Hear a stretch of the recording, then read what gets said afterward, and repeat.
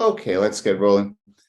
So first of all, welcome. Thanks for joining us for this special webinar, which is dedicated to the Attuned State of Motivation Report 2023, which is the first time we've done this. It's going to be an annual event for us now, in which we use the Attuned data, so the data from tens of thousands of Attuned Intrinsic Motivation Assessments, to essentially pick out trends in how motivation is changing from year to year.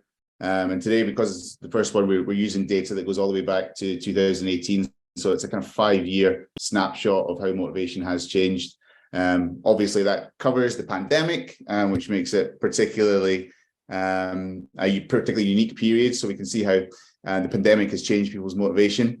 And we'll get deep into that. First of all, bit of housekeeping. Ask questions in the chat and we'll answer them at the end. In the Q&A section, you can also wait and ask us at the Q&A part of the session, which will be in the last 15 minutes. If anyone is worried about taking notes from the slides, don't worry, we will send out the slides and a recording of this webinar to everyone who's attended and everyone who signed up, in fact. And if you haven't had a chance to download the report and you want to do so now to kind of follow along, the link is in the chat. So before we launch into the webinar, perhaps everyone could just introduce themselves. I'll introduce myself first. I'm Paul Kay. I'm the head of content here at Attuned, and I'm going to be the kind of host moderator today. Casey, could you introduce yourself? Yeah, of course. Thanks, Paul. I'm Casey. I'm the CEO and one of the founders here at Attuned, and hopefully I'll have an interesting thing or two to say.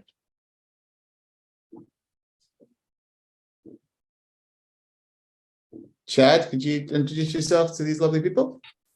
Yeah, certainly. I'm Chad, so I'm the VP of Global Sales for Attuned, and I also hope that Casey has one or two interesting things to say.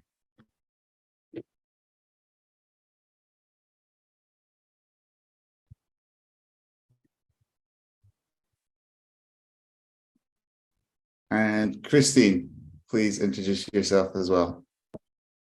Hi, everyone. My name is Christine. I am Director of People Operations and very excited to see your questions. As Paul mentioned, we'll come to them towards the end, but please feel free to share them in the chat as we go. And really looking forward to this conversation with Casey, Chad, and Paul as well.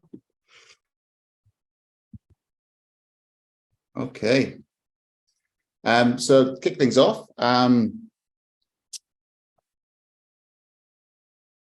there is the report. So as I said, the link's in the chat. If you haven't downloaded it, please do so there. There's lots of data and lots of infographics and things that we won't cover in this presentation, but which you can find in the report itself. So if you haven't downloaded that, I would urge you to do so now. Just start. So if you're not familiar with what we do at Attuned, essentially we measure intrinsic motivation, so the values and preferences that drive us from within, and these are split up into 11 different motivators, key motivators. So autonomy, competition, rationality, progress, innovation, altruism, status, financial needs, social relationships, security, and feedback. So everyone has a score between 0 and 100 for these, and obviously the higher the score, the more important that is to that person, as in they need that to be content and in a work environment and find meaning in their work. So Casey, we've got your motivator report here. Do you want to quickly just say what it reveals about you? Yeah, like sometimes, I've seen these and displayed these publicly a few times now, but it's a real kind of intimate look at what drives you, right? So you've got the stuff on the top, and these are your motivators. And some of the ones that kind of come up sometimes, like financial needs or status, if those are need to have and they're all the way at the top, people might get a little bit kind of embarrassed when I see this and it goes out. And, I've got feedback down at the bottom, and I've got social relationships down at the bottom. It's like, ooh, what am I saying here? What am I displaying to the world? And I think the key thing to keep in mind is it's not a personality assessment. It's not a behavior assessment. So even though my social relationships are relatively low, it's because I have a big family. And I think a lot of my kind of emotional needs are met with the family. And, you know, the reasons that I go to work are not necessarily for that. It's more, okay, autonomy and competition and rationality. So if you're going to motivate me, those would be the ones to hit me. And now that this intrinsic motivation, the state of motivation report came out, one thing that I didn't know before is having autonomy is the top need. Is only 1 out of 29 people have that out of the top need. So a little bit rare. And rationality is 1 out of 46. So I've always thought it was a little bit weird. And now the data is backing it up even further. You are a rarity indeed, Casey, a black orchid. Some very rare top motivators there, but also not too rare. As we'll see, I think. Chad, do you want to have a look? What does your motivate report tell you about you? What does it say about your? Yeah, it tells me that I want to win. I want to do it as a team, and I want to bring everyone along for the ride. So, and that really, I think it nails me pretty well. On the flip side, you know, if we often talk about our top motivators. I think if we look on the lower end, like security, I think probably Casey can attest to this, but I've never met a rule I didn't happily break. So yeah. Great. And Christine, what does your motivate report say about you? Yeah, I have fewer needs to have. I think that for me, really feeling that sense of progress, that development, the opportunity to learn new things, to be able to see myself moving forward is something that links some of those top motivators together for me. Competition is definitely about winning. I could say I certainly don't like losing, but I love a finish line. I really want a measuring stick. I want to know how I'm doing. And so the rationality definitely fits in there as well, because if it doesn't make sense to me, then the finish line is a lot less exciting. So that combination really rounds out, I think, my top motivators. And I think that for a lot of the other ones, even just highlighting the ones really towards the bottom of my hierarchy, there are situations where I feel like these are more important to me. But as Attuned shows, you know, if it's not that I dislike any of those things, it's just that if they're not happening in abundance, I'm okay. And that is really most of the motivators in the bottom 2/3 of that list. So one thing that I noticed, sorry, Paul, jumping in, is like all of ours are from 2021. We need to have a retake. So that's one of the cool things that Attune can do is you can retake, you can see how your motivations shift. So we need to be doing that pretty soon. Yeah, we're overdue for sure. So Christine, you're low maintenance because you only have one need to have. Chad and Casey have both managed me. I don't know if they fully agree with that, but compare that with me, which is like high maintenance. I got a lot of needs. So yeah, very competitive, very much like to do things my own way, very much like to learn new things and drive things forward, and hate inertia, need progress to go along, and it all needs to happen in a kind of rational way. Otherwise, I get a little bit unhappy. So that's, yeah, we've all got quite different profiles there. I think we're all quite low in security, so we're all not hugely needing of structure and kind of rules that we don't have to break. But yeah, an interesting. Is that a warning for everyone that's watching this? That's kind of like, be prepared, buckle up. Anything could happen in the next 50 minutes. So that's us. That's how we look. These do, as Casey said, these do change. So we tend to do them every year. So we're a little bit overdue for a retake, but it's interesting to see how individual motivators change. And then I guess the point of this webinar is to show how on a global scale how motivators have changed and what we can attribute that to, and what we can discern about changing motivation and what that means for the year ahead in terms of what is important to people. I think that's what it comes down to. What is important to people in a work environment, and how is that changing? So here is kind of an overview of the average motivator scores globally from the report. So all this info is in the State of Motivation report. As you can see, there's been a lot of changes over the past 5 years. Overall, I think needs have gone down for almost everything. So I don't know if that's perhaps people needing less from work after the kind of tumult of the pandemic, but certainly some things have stayed quite high.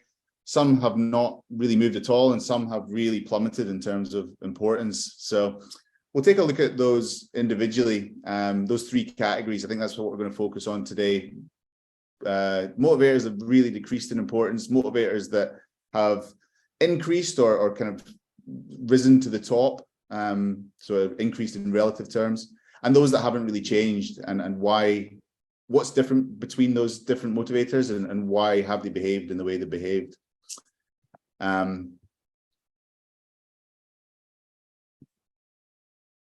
So first question, why have some motivational needs increased in relative importance? So let's take a look at the ones that have. There's two that have performed, though they have been in a slight decline overall in the period. Overall, those have risen to the top, and they're by far and away the most common motivators. And financial needs is the most common top motivator of all. So financial needs, as we can see, kind of trended upward from 2018. It's remained relatively high. It's remained the most sought after need. Security goes along with that. It's been a relatively steady climb as well. Big spike in 2019. Not sure what happened there, but we have seen security and financial needs move up. So to throw that out to the panel, why have financial needs and security increased in relative importance? Is it as simple as, that it's been a tumultuous 3 years of uncertainty because of the pandemic and people not able to plan, rules changing all the time, and people are just craving stability in all aspects of their life, whether that's financial stability, job stability, just stability that, the rules aren't going to change every day? What do we reckon to that? Casey, you want to kick us off?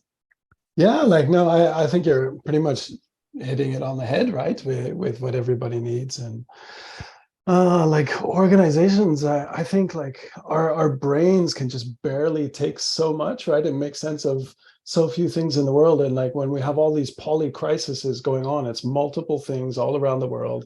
They are affecting us in our lives, are affecting our organizations, are affecting our families. You just crave some things. What can you predict? What can you plan on to be able to do? And I think what we see with these motivational shifts is people don't jump too often from something being on the left-hand side of those charts that you saw for us, where it's a low need to have, all the way up to the high need to have. So these are based on your values, which are really deep kind of inside you. And we were talking about having a retest once a year, and your values do shift with these big life events. And the way I kind of look at it is something has to have been really emotionally and leave a deep emotional imprint kind of on your brain, and that's going to shift things up. And I think what we're seeing with these shifts in security and financial needs are people that were in the middle somewhere, they were of importance, but then the importance just shifted up. And that would be my read on the situation. Chad, anything you'd take a look at differently? Yeah, I mean, I think, people have made a lot of sacrifices over the last few years, right? And I think that only works for so long. And so there's probably a little bit of a slingshot effect where, people have been worried about their jobs, and people have been working in really different situations and trying to balance everything. And so I think that that slingshot happens where once you kind of start to get on the other side of that problem, then it kind of amplifies things a little bit. It's okay, well, I've made some sacrifices over the past 3 years to have, to kind of survive this, right? And I think that kind of comes out more acutely, perhaps in the results. And, it'll be interesting to see, like in the next couple of years, does it even out? Does it kind of drop back? Or does it stay? And is that kind of like the way people feel now? And, how long does that kind of last? And I was kind of disappointed. Like I was hoping the world was getting nicer, like with altruism, if you can remember that, like it went up a little bit. But I guess with so many of the intrinsic motivations just dropping, like people needing different things, that the importance of altruism, like, yeah, I guess the romantic part of me that wants the world to be a little bit kinder and us all to be a little bit kinder to ourselves is increasing in importance. But Christine, what do you think? I mean, we've covered a lot of ground already. One thing that I was wondering is also about the environmental impact, because you mentioned that our motivators don't tend to make huge swings as we're adults, and maybe there's a change in our life, but sometimes also there's a change in your environment, whether it's your company or your role or how it's structured. And so I wonder if there's just some things that people are getting more of as we've gone to a remote or a hybrid situation, and companies have said, oh, we have to like over communicate this or that type of information, and we're going to be really intentional about these kinds of things. But maybe these, financial needs and security are not necessarily things that can be addressed by bringing everybody into the office for a day, or like having a team quiz night on Friday. And with the changes in the economy, and as you mentioned, all the different things that are going on, it's maybe more straightforward in terms of how people interpret those in their environment than some of the other ones might have been over the past couple of years as well. Like what I'm earning is what I'm earning, and then how I'm going to define my relationships with my colleagues might be a little bit more tied up in the evolution of our work lives.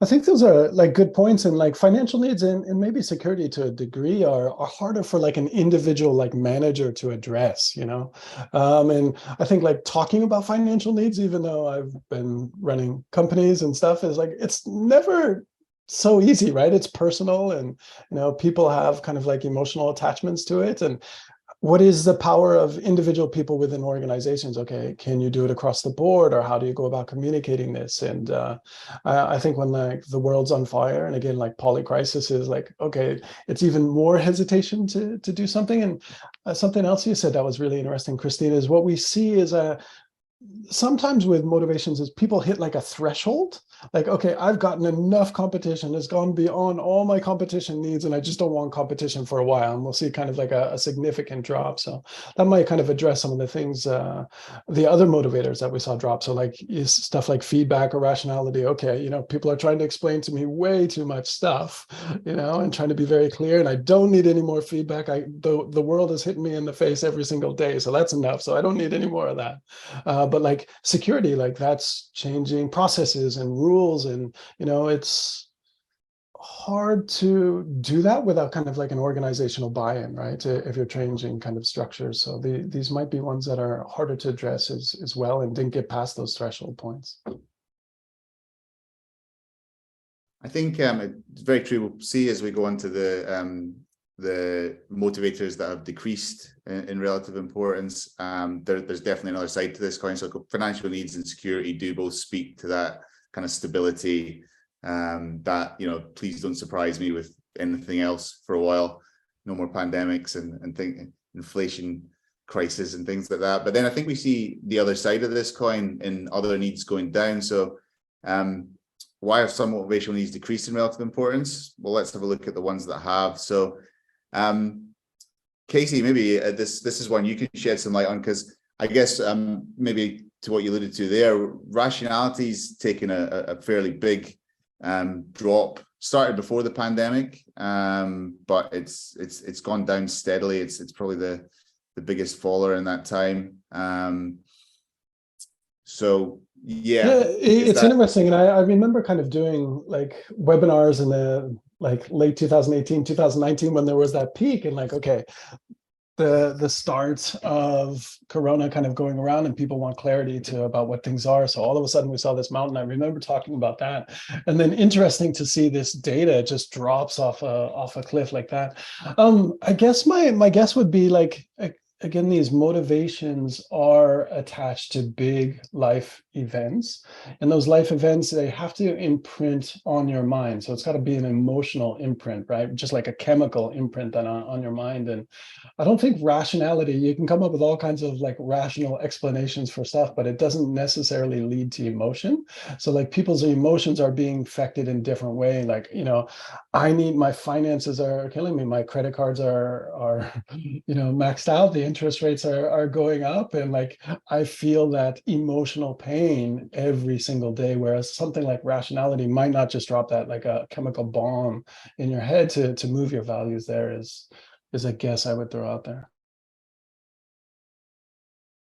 I think to move to the next couple, I think they are much probably more closely connected to the security one, or the other side of the coin from security, or in fact the next three. So we've progress, which is a big motivator for some of us here. That's gone down quite a bit as well. Again, the decline started before the pandemic, but it certainly continued throughout. Innovation and progress, they're almost identical. The two lines follow each other very, very closely. I think they're very closely tied, the two. It's a wanting for newness and new solutions really both speak to to move things forward, to keep finding new ways to do things better. I think that there's something that unites both of those. So these have both seen a big decline. I think that's the other side of the security. It's like people are moving away from the idea of we need new things to like, no, we just need stability for a little while. I think it's we talk about a promotion focus or prevention focus. So I think promotion focus occurs in times of plenty, right? When things are going well, people are keen to expand. I think we could probably take that back to the beginning of prehistoric time.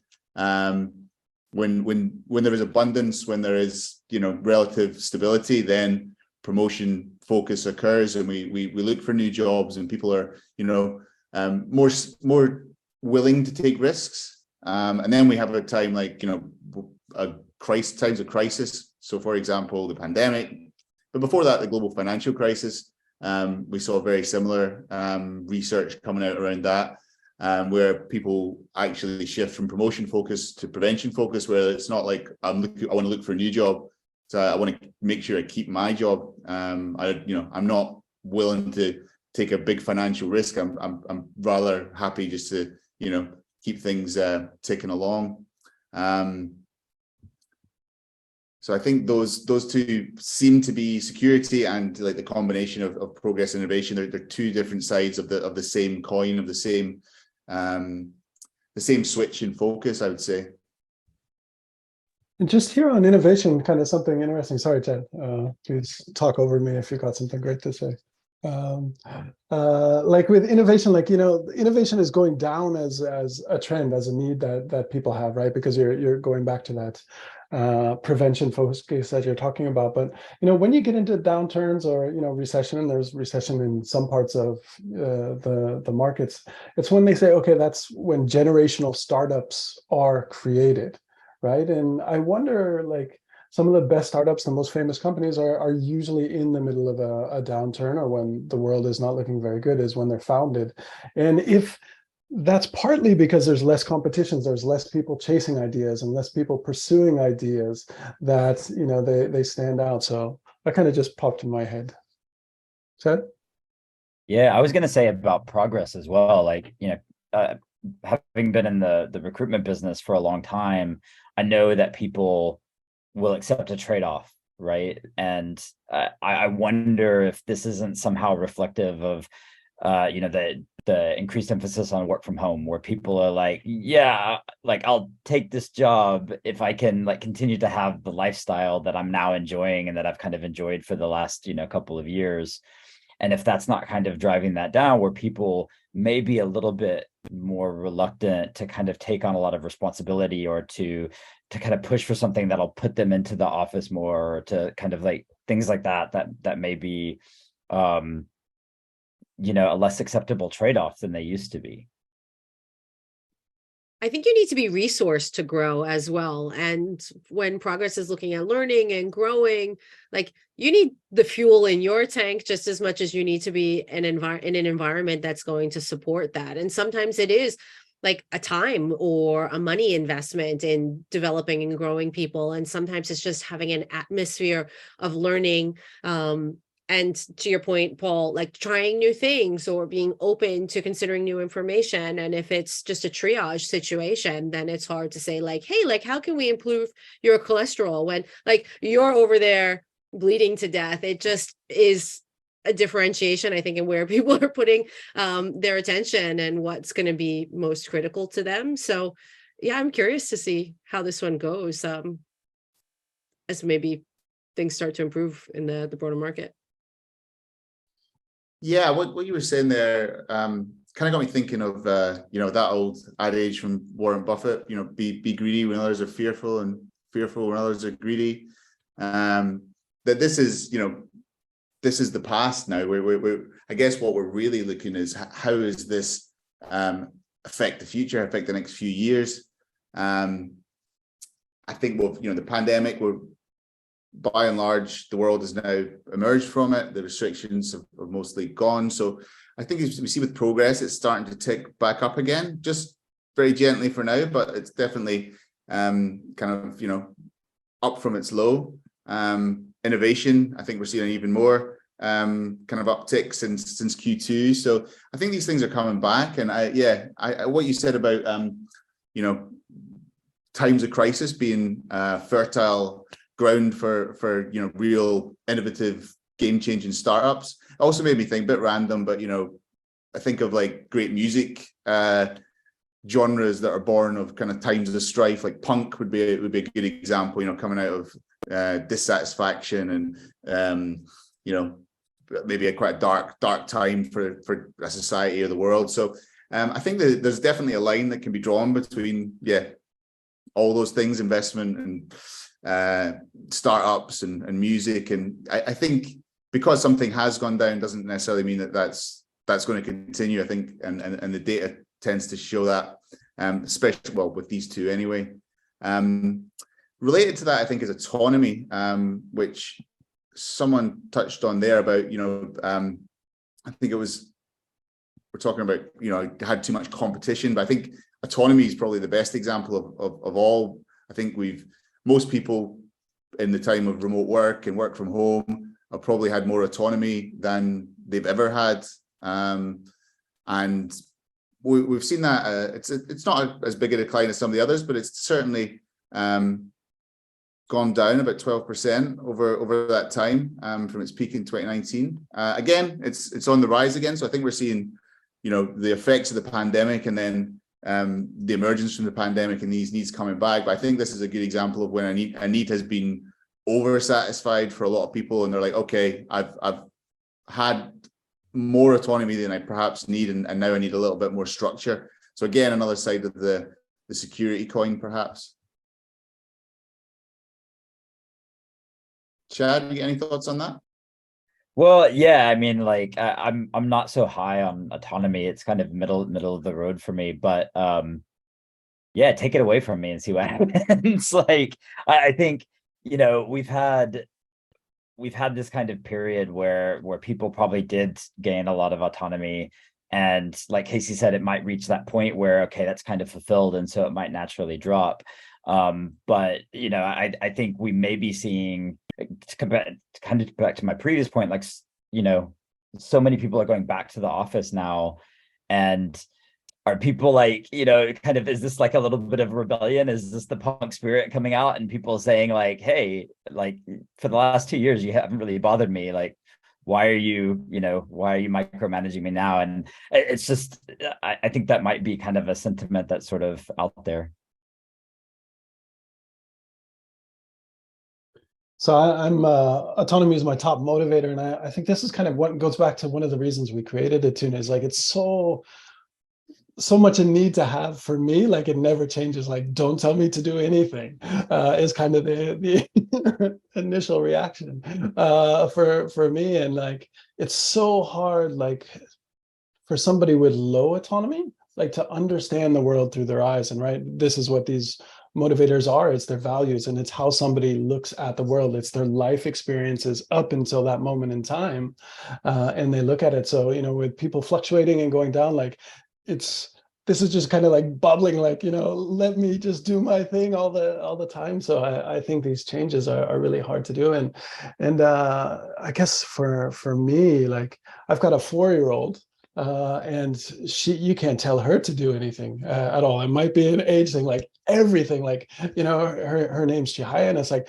Chihaya will do it, and she screams all the time like that she's gonna do it, don't touch anything. So I you know, we don't have the data, and I'm just totally speculating, but I don't know if with this one, if there's a DNA component to it as well, at least for my weird family.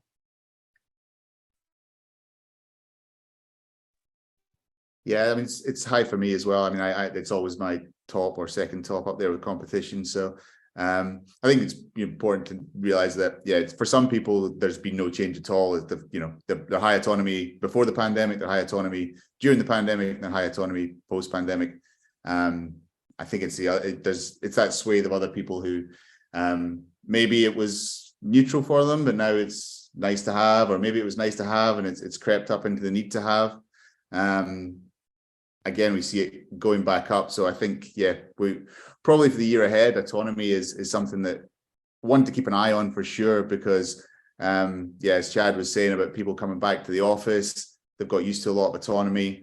How, if they're either back in the office full time or on a kind of hybrid style arrangement, how does that affect how their motivation is working, and what they've experienced in the last couple of years, and how they've relearned to structure their day and work to their own kind of rhythms. Another couple that have fallen, not quite so pronounced, but competition. We've seen a small decline in competition over the time. I don't know if that is significant or just a part of the general needs kind of being a bit less that we've seen across the board. And the other one is feedback. So feedback, again, we've seen a kind of steady decline there, probably about 6% lower from the start of the pandemic to now. I don't know if is there any significance we can attach to those falls, either feedback or competition? So these I find quite interesting, because I think it's, sure, there's like a COVID explanation, but I actually, like, I miss the competition. Like, I have high competition, right? Paul, you and I, 100%. We can figure out who won that later, but I won it. But I've been craving that, like me being like in the office and around people a little bit more has been very, very helpful. Just because, like, competitive people tend to play these little games in their head, right? Like, I'm gonna like do this a little bit faster, and like nobody else knows that you're doing it, but you're like constantly competing. And I've really felt, that's been tough over the past few years, working a lot more from home to fulfill that. And so I'm a little bit surprised, because I would have thought, like, as a need, it might have gone up a little bit more. But maybe I'm so like freakishly high on this scale that it affects me differently. I'm not sure.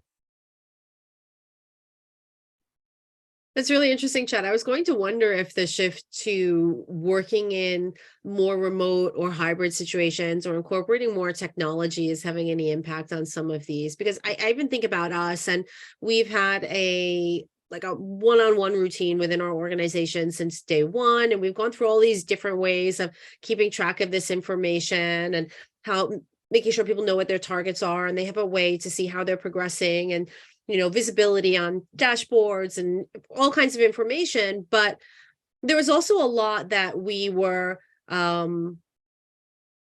I guess explaining to people, or kind of like piecing together with duct tape, like, oh, this is over here and that's over there. And now when we went remote, we had to really rely on our technology, essentially. Like, okay, well, where are we containing all of this information? How can we simplify it for people? People can't rely on, something that's on the wall, or overhearing someone in the office, or someone saying like, hey, don't forget about this.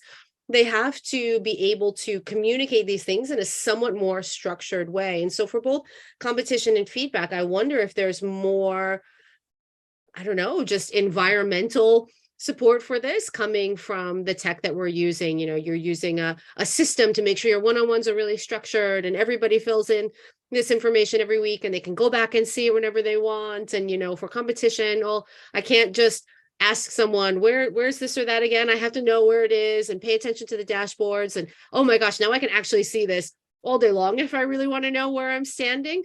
And I don't know if it's the same in all organizations, but yeah, I wondered if that might be having an impact as well.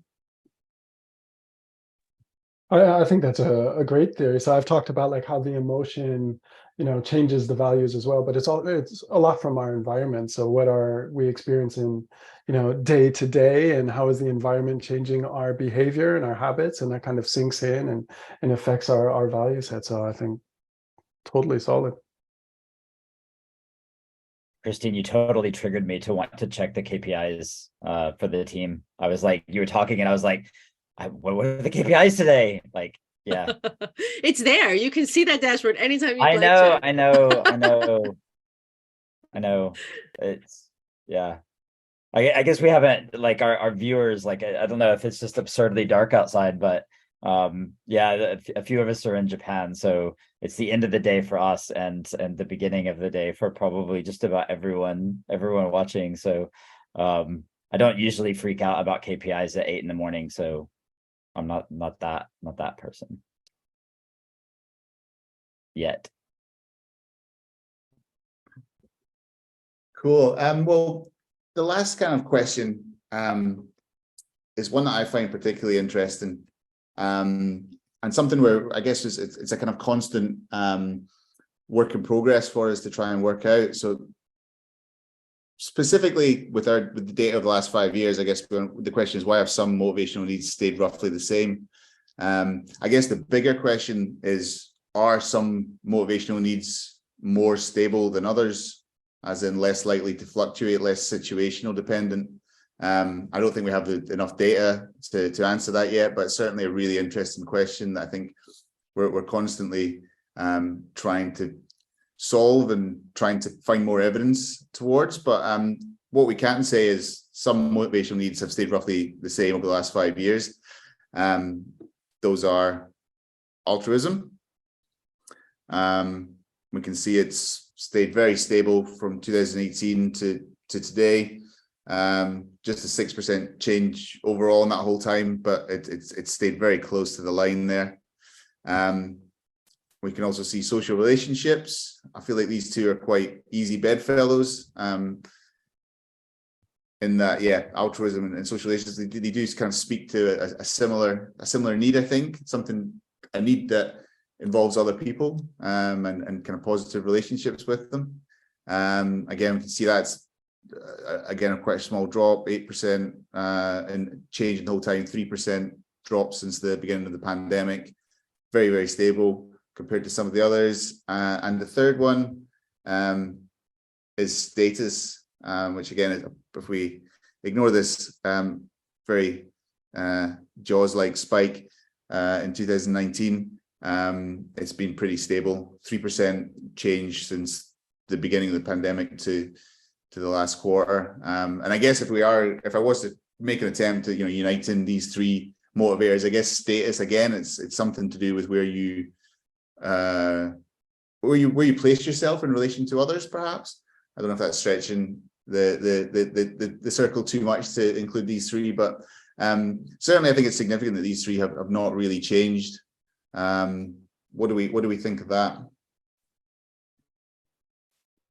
I was going to say something similar, Paul, just the reality that we're social creatures and the reliance that we have on other people and wanting to know kind of where we stand in the pack is something that's probably pretty deeply ingrained in us, just as humans. But I wonder also if the shift that's taking place, where someone was talking about trade-offs earlier, and like maybe you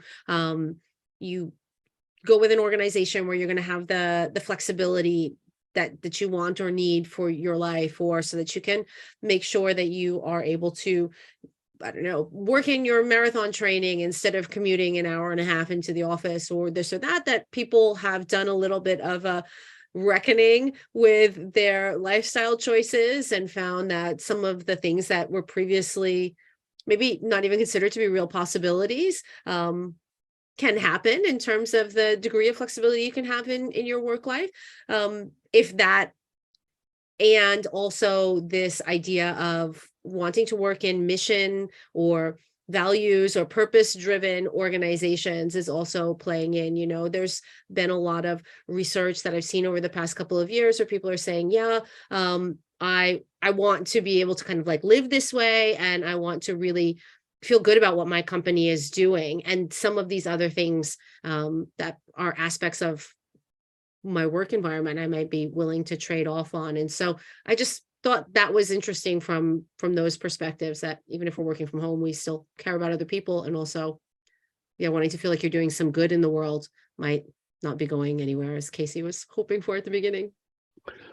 Yeah, and like, so Paul, on the left-hand side, the 70, 65, 60, 55, 50, this is the percentage of people that hold these in their need to have?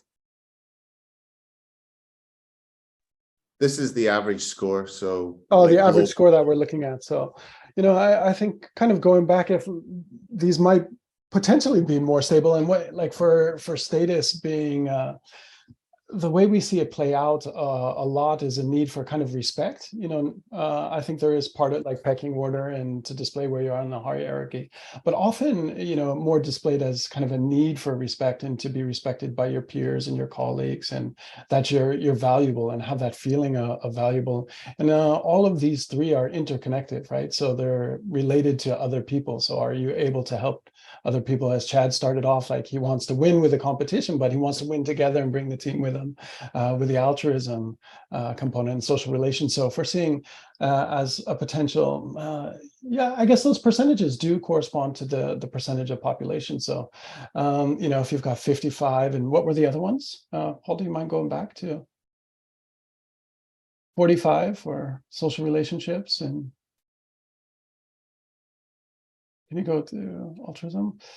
Yeah, like if you've got like half or slightly above half of the population that has these needs or kind of deeper needs for connectivity, and the display that is it okay sharing times together as social relationships, or can I help people, or am I being respected and understood and valued? Like maybe those are like deeper, stable kind of human desires, and how we've kind of evolutionarily devolved psychologically to get to this point.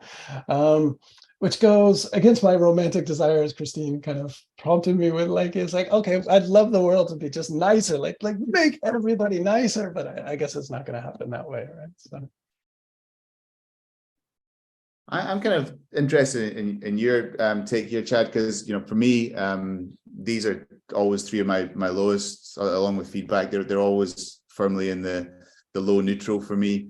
So not big motivators to me at all. I'm happy if they're present, but their lack doesn't really affect me. But as someone with both high altruism and high social relationships, do you find that those motivators change for you, or are they pretty fixed every time you take the assessment? Yeah, they've always been right up there. So my order, like competition, has always been number one. That hasn't really changed. And those are usually my only three need to have.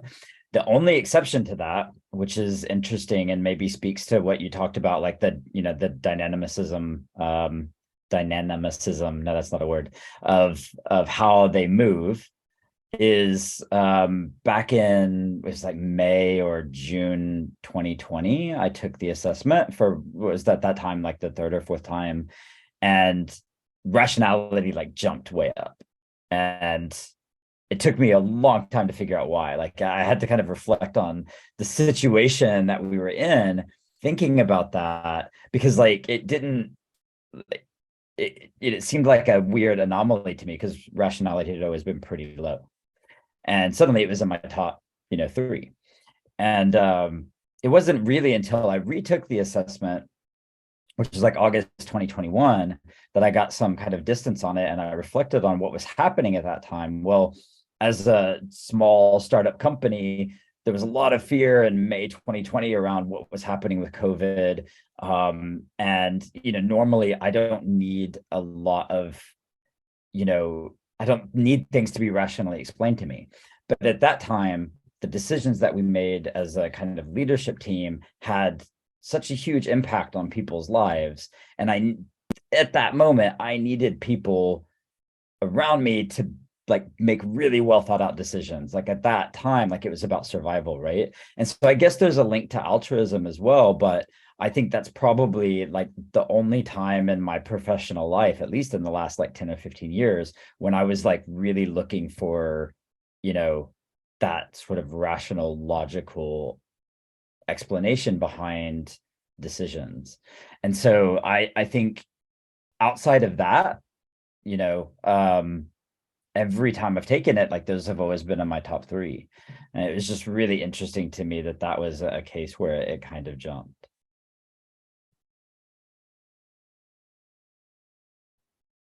Super interesting.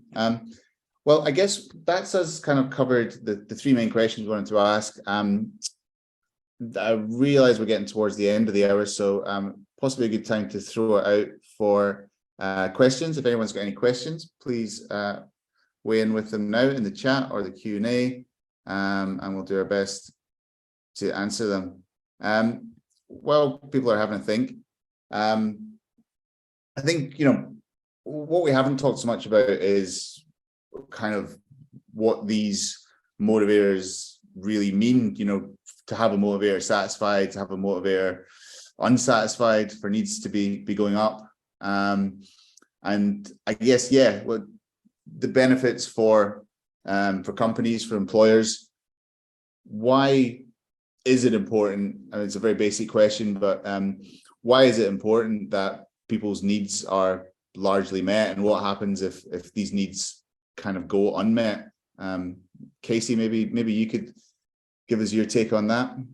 Yeah, happy to, but maybe can I throw it over to our director of people operations first and see what the official answer is, the well articulated, thoughtful one, before I just riff.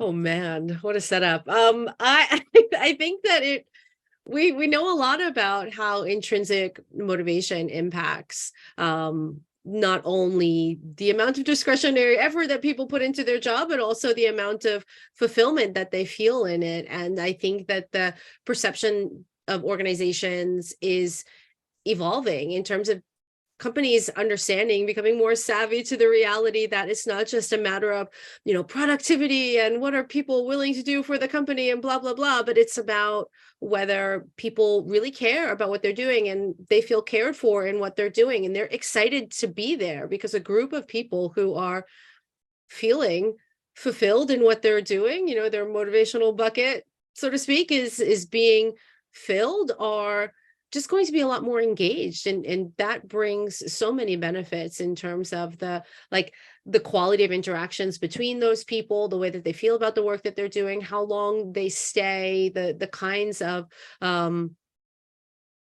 just positive, a positively virtuous cycle, a virtuous positive cycle that it can create. And so finding ways to not necessarily get everybody looking the exact same way, you're not looking for alignment or everybody in the company to have the same motivators, but for ways to be able to tailor your communication, I think as a leadership team, so that you can understand each other and appreciate the different perspectives, different lenses maybe people are bringing to their work, is increasingly recognized as being really valuable from everything I can see. Yeah, how does that stack up, Casey? It's a much more articulate response than I was going to get. I think where I've gotten is I've distilled it to I look at it as energy now, right? And kind of psychological or emotional energy. If somebody's intrinsic motivations are being met, then they just have more energy. They have energy to deal with more problems and emotional ability to accept kind of more friction, so they can go longer, they can go kind of higher, bigger obstacles, where something if your needs aren't being met, and you've always got to put your face mask on first, like put your type of thing like that. If you're getting your oxygen through your mask, right, then you can help somebody else. And I kind of look at that with intrinsic motivation. If your needs are not being met, you're not going to be able to help the team around you. You're not going to be able to solve more kind of complex problems. So it's just the amount of energy that you have. And I think Christine touched on a good point, is we've been talking about overall trends, like we've got lots and lots and lots of data, and it's always going to get kind of bigger from here, but it's really an individual thing, and organizations and teams are pretty diverse. So like you really have to take a moment to understand each individual on their team. And I think looking at this data again kind of drives home, like when you get into the day-to-day thing, like again, I have high autonomy needs, high rationality needs. It's very hard for me to see the world and experience the world and have empathy really for a world where somebody has low autonomy needs and like kind of low rationality needs. And I think that's kind of one of the important things here. So if we do see spikes and jaws twos here and there, that okay, we need to really have conversations and understand, especially people different than us, so that they can have that energy, right? And if you're in a position of power, I think there's traditionally like, okay, things should be done my way. Like this is how I've got here. I was successful this way, and it's going to work the exact same for other people, and it just doesn't. I'd also like to point out the real world application of Paul asking Casey to do something, Casey refusing, and then deflecting the question to Christine. So just taking it back to Casey rejecting any attempt for somebody to tell him what to do. There you go, Paul. This is the real world application.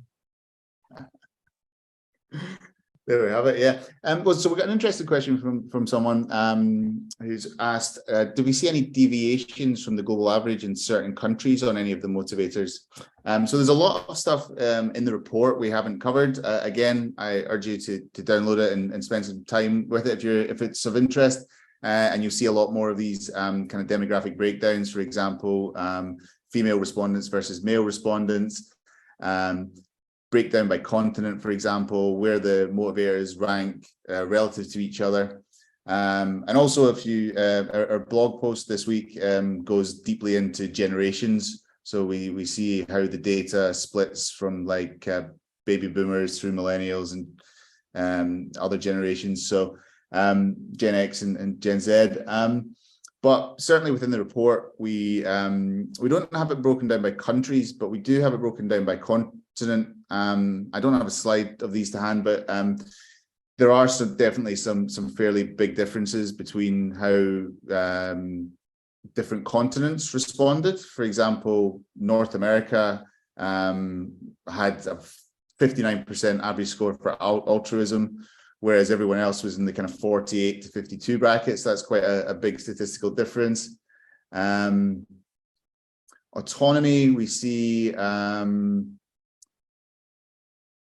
North America down at 31%, so pretty low, the lowest of all the continents, whereas Africa was up at 41%, and everyone else kind of somewhere in between.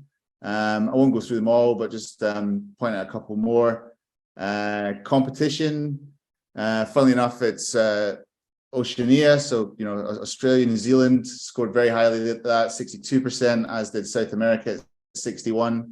And Europe was more than 10% back from number one at 51%. So we definitely do see some statistical differences between different locations. Again, as I say, if you download the report and you go to the each motivator page, you'll be able to see a full breakdown of that and how the data split and how different continents responded differently.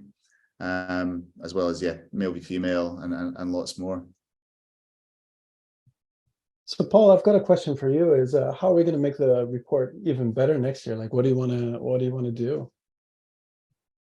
Yeah, lots of things we want. So I think one of the things that we focus very much on the data this time. So we focused on presenting the data in an easy to read and kind of attractive way that was people who perhaps weren't that familiar with different motivators could kind of come to, and it'd be quite accessible. So that's been kind of the focus this time. I think next year it's going to be a bit more of what we've done today, which is kind of analysis and commentary on the data.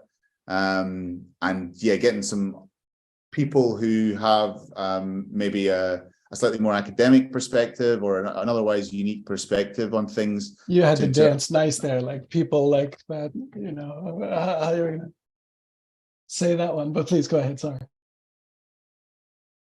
Yeah, no, that was me. I guess, yeah, more in-depth commentary probably next year. And I guess this year, because it was the first time we did it, we were looking back on those 5 years of data. I don't think next year we'll focus so much on, you know, such a long period. I think we'll be looking more at kind of how data has changed from 1 year to the next. But still with that, you know, longer term historical context top of mind. But yeah, I think the main thing is going to be we'll look to deepen the commentary aspect of it and provide some more kind of insights, a bit like we've done today on the reasons behind certain changes and what they may say about motivation for the year ahead.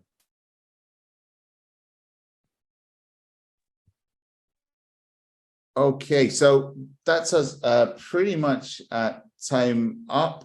So I think that's probably a good place to stop. Thanks, Chad, Casey, and Christine for joining today and giving us your thoughts and opinions, and for staying up late as well. Much appreciated. The slides and a recording of this webinar will be sent out by email to everyone who registered in the next few days, so look out for those in your inboxes. You also get in the same email an invitation to join our next webinar, which is coming up in the end of February. I won't spoil the surprise what the topic is, but yeah, that'll be in the email. So please do sign up for our next one. If you want to know more about how you and your company can work with intrinsic motivation to improve productivity, performance, communicate better, retain top talent longer, and lots of other good stuff, please do drop us a line, either at the email address on the screen, visit our website and sign up for a demo, or contact any of us direct, and we will set up a chat or a demo to show you how it works and how transformative it can be. And that's us for today. So thank you very much for joining. We hope to see you again soon. And thank you, Paul. Thanks for putting all this to go and getting through like lots and lots and lots and lots of lines of data and making it beautiful. Thank you. It's a pleasure. Everybody. I find it very geekily fascinating. So it's been a lot of fun, and yeah, looking forward to do even more of it next year. So but yeah, thank you. And as I said, if you haven't downloaded the report, I seriously do urge you to do so. I'm sure you'll find lots of more good stuff in there, more insights, and lots of really cool infographics, if nothing else. So please enjoy that, and yeah, have a great day, good evening, or whatever you are in your day. Enjoy the rest of it. All right, thank you. Bye-bye. Motivated. Thank you. Bye-bye.